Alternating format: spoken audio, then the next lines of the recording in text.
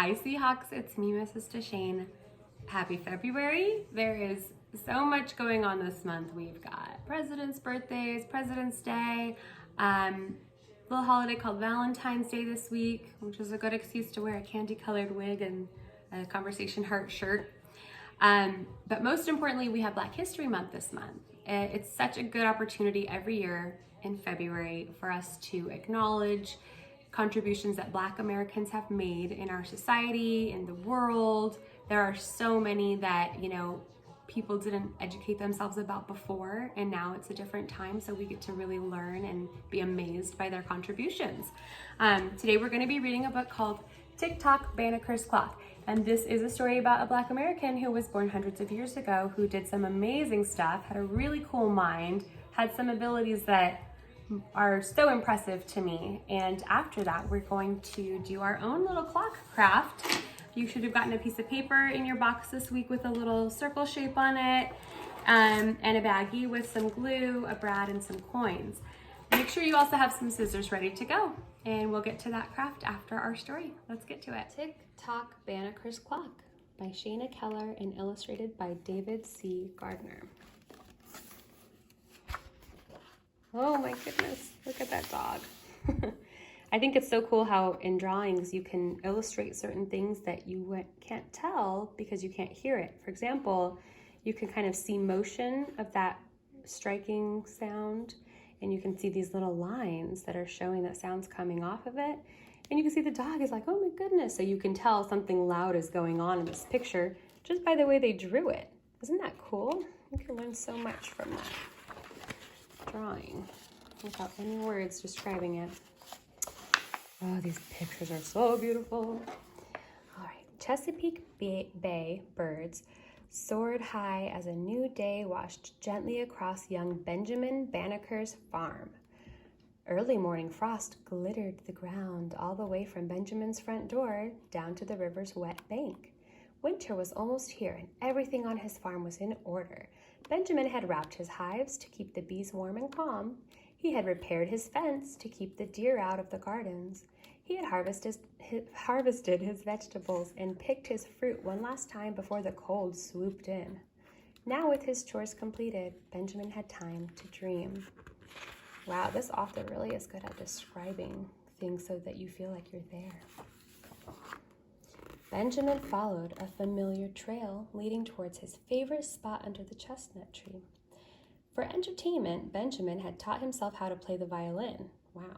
He had also taught himself how to play the flute. On hot summer days, the tree shaded him while he played his instruments, blending his soft music with the birds' songs.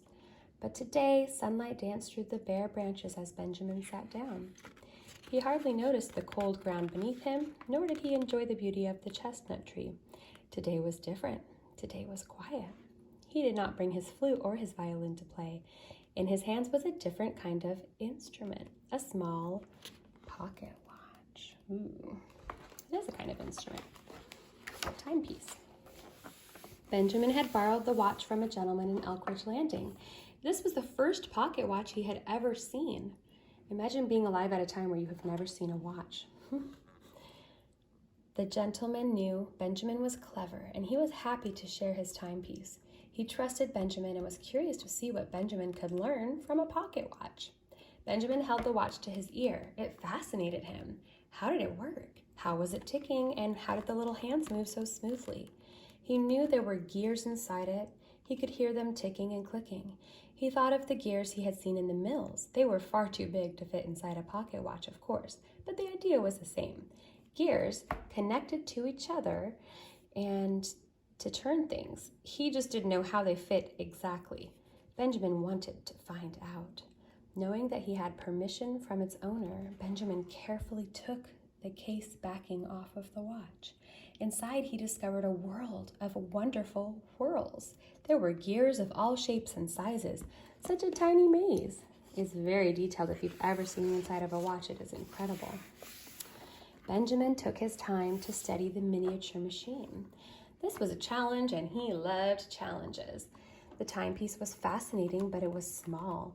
Too small to sit on a mantle or hang from a wall. Benjamin knew what he wanted to do. He he wanted to make a clock much bigger than the watch, one that chimed. It was called a striking clock. But how? It stood to reason if he wanted a bigger clock, he would need bigger clock parts. But first he would need a diagram, a picture to explain how to fit the pieces together. They didn't have YouTube in those days where you could just look up a tutorial online of how to do stuff. He had to figure it out himself. Benjamin remembered his mathematics skills. With a proper scale, he knew he could make something big into something small, or something small into something big. Ideas swirled through his mind. What an incredible mind, huh, to be able to think like that. As winter rolled in and only the blue jays and cardinals remained, Benjamin carefully took the watch apart piece by piece. In his cabin, he drew, his dog's trying to play fetch. He drew many diagrams, an exact picture of each moving part. Oh my goodness, look at all the little tiny pieces. The diagrams were needed for two reasons. The first was to make sure he would remember how to put the watch back together again. The second was to draw a bigger picture or scale from the original so he could make a bigger clock. So he's going to draw all the little pieces and then make them bigger. So he can make a bigger clock, but all the pieces will be the same measurements compared to each other. He finally finished studying the tiny pieces. He gently put the pocket watch back together so he could return it. Then he spent the rest of the winter working on his sketches. I'm impressed that he could put it back together and have it still work perfectly. When the days began to lengthen and the ground was warm again, Benjamin had completed his drawings. Oh my goodness, look how many there are. What a smarty. Spring, with its bright sunny days, was the perfect time to start building his machine. There was a slight problem, however. What could he build with? The watch was made of metal, but metal was very expensive in 1753. Benjamin did not have enough to spare for his project, nor could he afford to buy any. What could he do? What did he have? One day, while taking a break from his chores, Benjamin walked the path to his favorite spot. Leaning against the solid tree, Benjamin worried that he might not be able to finish his project. He played his wooden flute to calm his mind. Suddenly he stopped. He looked at the land around him. The answer was right in front of him, even in his hands. The very instrument he played was made of wood. Benjamin had plenty of wood on his farm, and it was free. He's like, no, that's cool. I'll make a clock of wood. Spring turned into summer. The sun was high. The garden was growing, and Benjamin was excited to get started. He used every spare moment he had to find the perfect pieces of wood. Some he found by the creek. Others he picked up from pear trees in the orchard. Once he had enough wood, Benjamin began to carve the clock pieces he had drawn in his diagrams. He carved as fast as he could, but soon his excitement turned to frustration. The pieces snapped and broke. He couldn't continue to carve until he figured out why the pieces were breaking. They need to be tough if they're going to be turning together, right? Like a machine. That dog, so patient. While he thought about his new problem, Benjamin tended his growing crops. As he was plucking bugs off his tobacco leaves, a thought came to him. When his family harvested the tobacco leaves, they had to cure them. Curing meant drying the leaves out until the moisture was gone. Suddenly, Benjamin had an idea. If he could cure leaves, maybe he could cure wood. The fresh wood he used was too soft with too much moisture. That's why it was bending and breaking. He must dry it out to make the wood stronger. Benjamin knew he had to be patient. Curing wood would be easy, but waiting for it to dry would take months.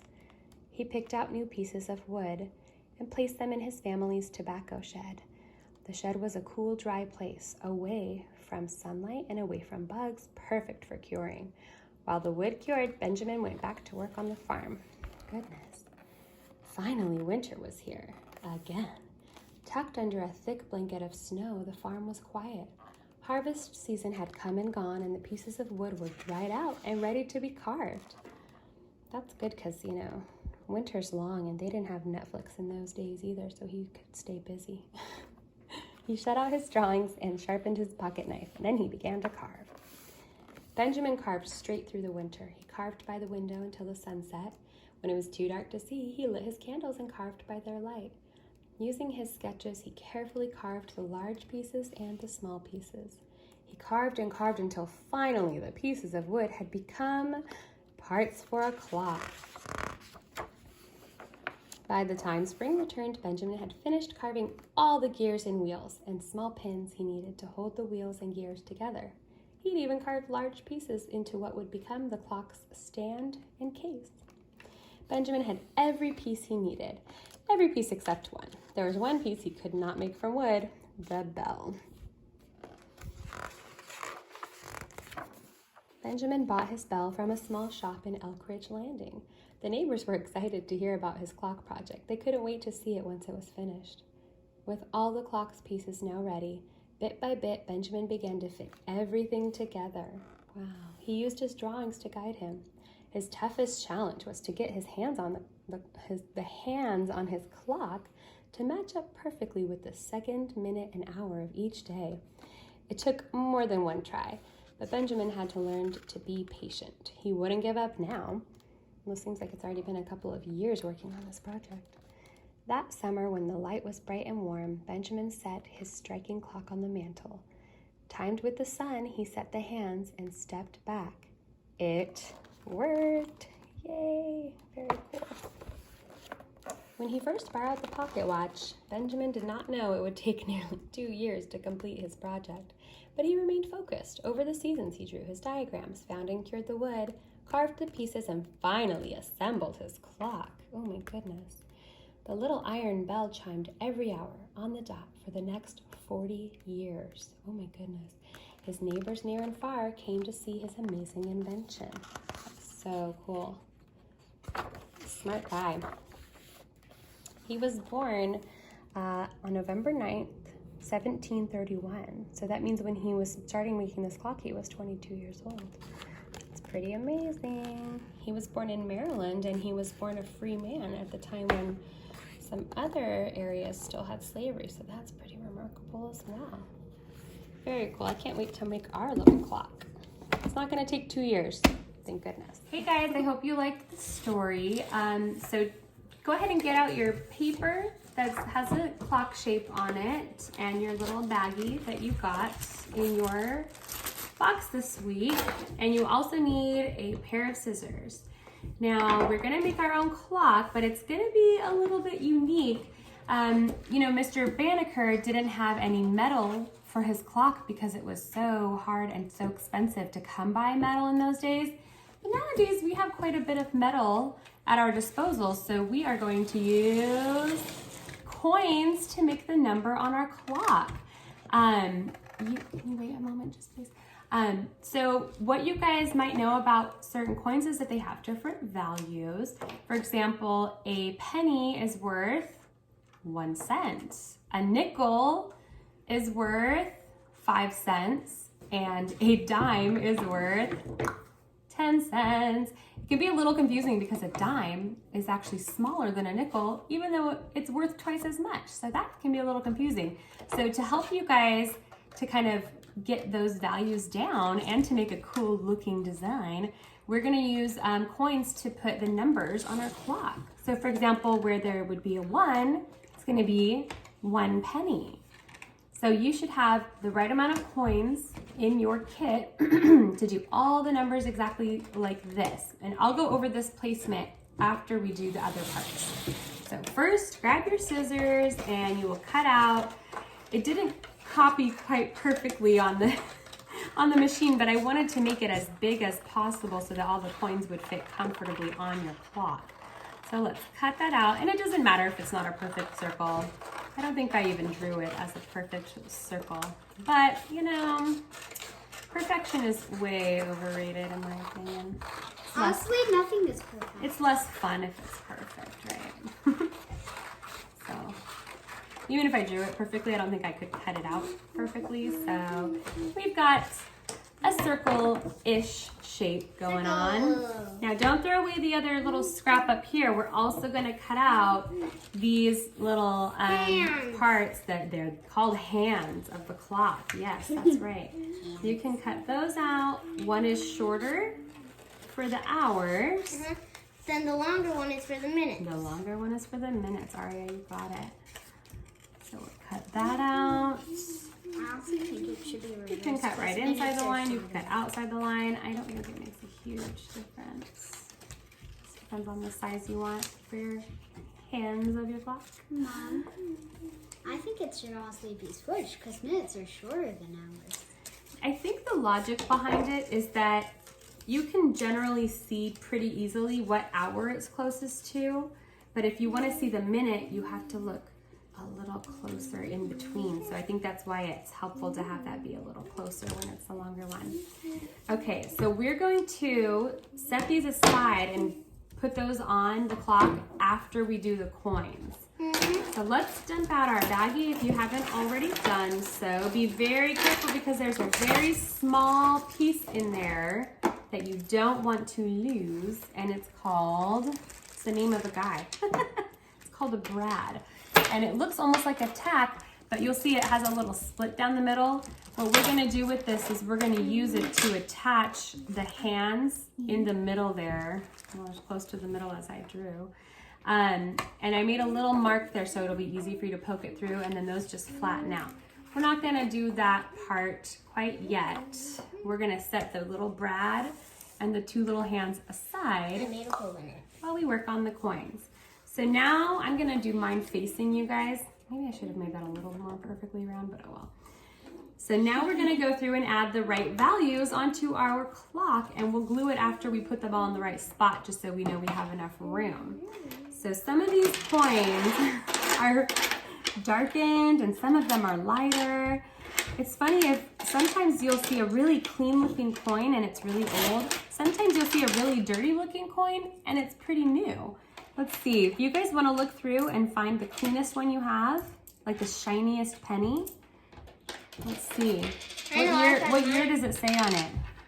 Mine's from 2015. This is what mine is, and I don't know.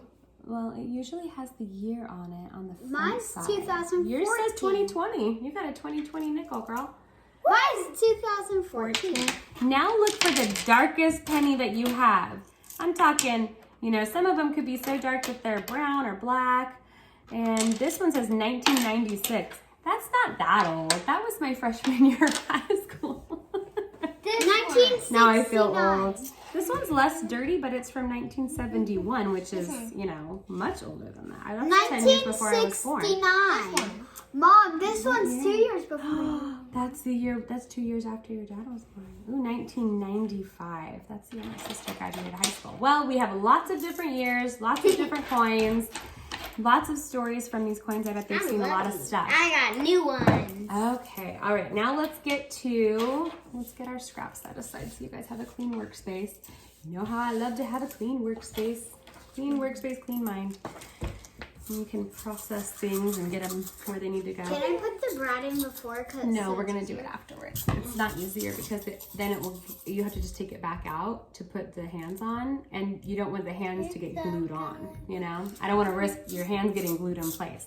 All right, so let's take our coins and put them where they need to go. So we know that the one goes right here, and you can just put 1 cent right on that number covering it up. Is this a penny? You know what a penny looks like, silly goose. Now we're gonna do on the number 2 pennies. That's pretty simple. I'm gonna try and point all the coins in. You can see I pointed like all the coins going in so that there's enough room. Because if you just put them around the side, it'll be really confusing. You want some separation in between so you can see which numbers which on your clock. Next we have 3 pennies for 3. 1, 2, 3. And then we will have 4 pennies because there is not a coin that has 4 cents of value. What I did on mine is I made it kind of like a diamond shape so it wouldn't take up too much space going forward to the middle of the clock, I guess. So let's see, I did 1, 2, 3, 4 pennies there. We're gonna glue them after we get them all in place. So 4. Now for 5, you don't have to use any pennies because guess what? You guys have a nickel. What president is on there? I want to say it's Thomas Jefferson. I think he was our 3rd president.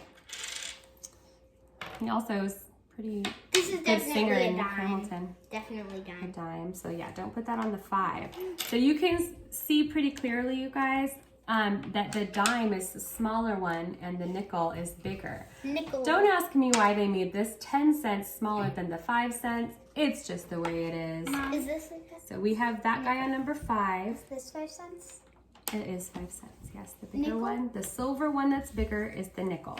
5. Say it again for those in back. All right, so now for the number 6, you can cover it up with a nickel and a 1 because 5 plus 1 is 6. So we're doing that here too. I'm trying. Because you're getting all your bases covered today. I'm trying to find a nickel. Is this a nickel? Stop asking me. You know the answer is yes. All right, so for 7, we've got 5. And 1 is 6. And one more is 7. Or in Spanish, that would be siete. In French, it would be set. If it was in Danish, it would be, I can't remember. This. All right. I'm having a I hard used to time. know all the Danish numbers from my grandpa, but I'm having I a have hard forgotten. time remembering. So for 8, that's going to be tricky because you need to put 4 whole coins on, and one of them's kind of large. So 5, 6, 7, 8. Sounds like the beginning of a song. 5, 6, 7, 8. I don't get. Dance with me and Mom, is this one? I can't. That's a nickel. They're all, I gave you exactly the coins you need, so you shouldn't have any quarters in there or anything spicy like that. All right, now 9, and that's a weird looking dirty nickel. I should have maybe washed it. Oh well, whatever. Mom. 9 is going to be 5, 6, 7, and that's a nice dark one.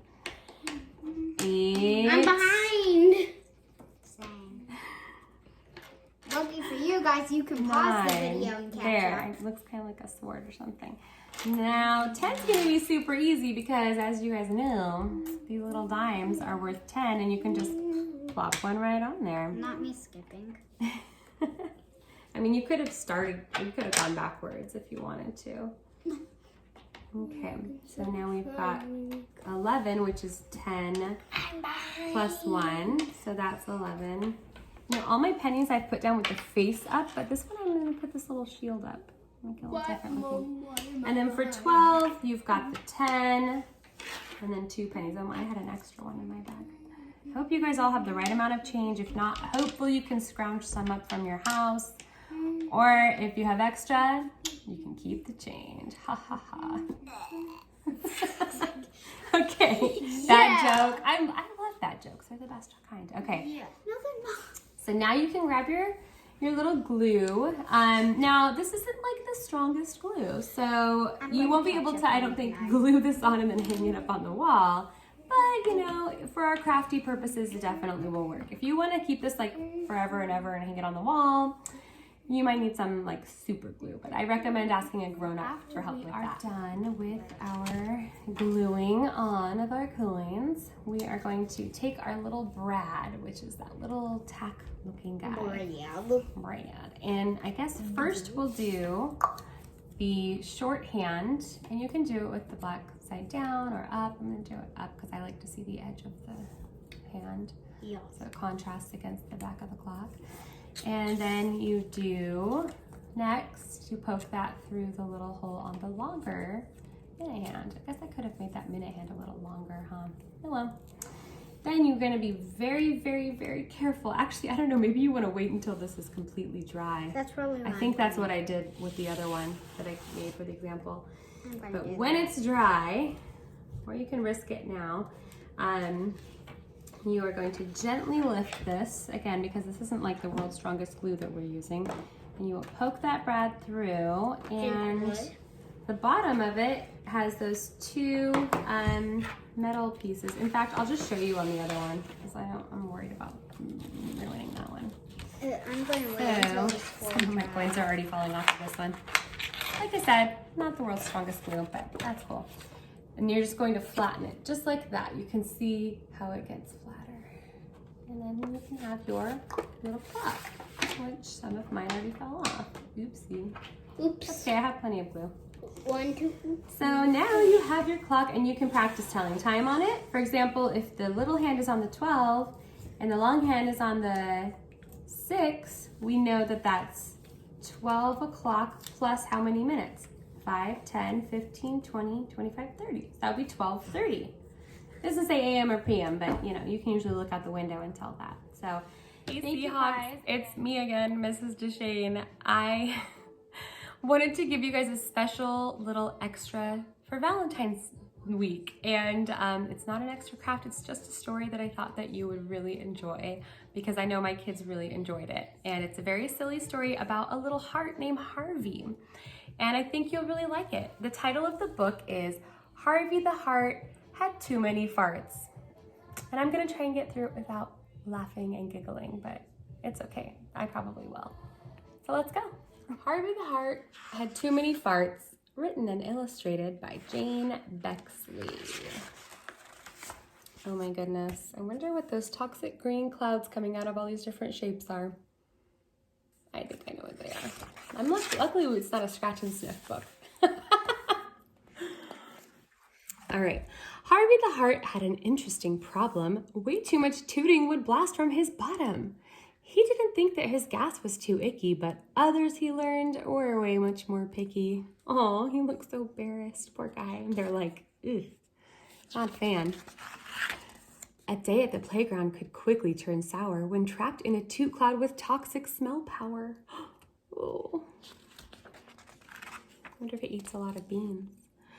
A picnic was planned in the field by the trees, but it ended early thanks to his bum breeze. Bum's another word for bottom. Library time was for quiet and wonder until his burrito ignited bum thunder. Well, that answers my question about beans. His friends would complain when he let his bum groan that farting and tooting should be done alone. I mean, I kind of agree, but there has to be someone, he cried to the sky, who won't run away if I let a fart fly. Have you met that new girl? Timmy inquired. Later, said Harvey. I'm too sad and tired. Timmy exclaimed, she just let out a whopper. That got his attention. Someone, please, stop her. Wait, he caught her. I'm Harvey the Heart. I have a weird question. Did you just fart? I'm Susie the Circle, and yes, that was me. But you're not embarrassed, he sighed. I would be. She told him, no bum could be perfectly mute. We each have a booty. We all need to toot. I try to be thoughtful and take them outside, but if one slips out, I just take it in stride. Oh my gosh, even the cat and the bird and the mailman are letting out a little bit of air. Harvey was shocked. She could fart and feel free? He tested it too. Her eyes filled with glee. Can you keep a big secret? She whispered down low. I think farting is fun. Would you also say so? What did she say? Did she say she liked tooting? He pictured her joining in bum cannon shooting. He dreamed of the things they could do with no fear, of the smells and the sounds that could blow from his rear. Wow, they're tooting pirates. They'd capture their fumes in a hot air balloon. They'd soar past the clouds and go straight to the moon.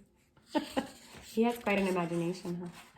Then after a trip through the sky and the stars, they'd race at the track in their gas-powered cars. Oh my goodness.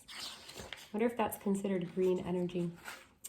How great would life be with a good friend who knew all your perks and your quirks and liked the whole you.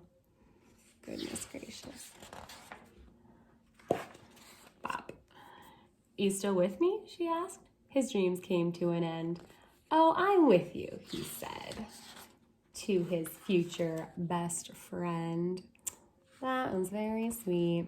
Happy Valentine's Day from Harvey the Heart. See you guys soon.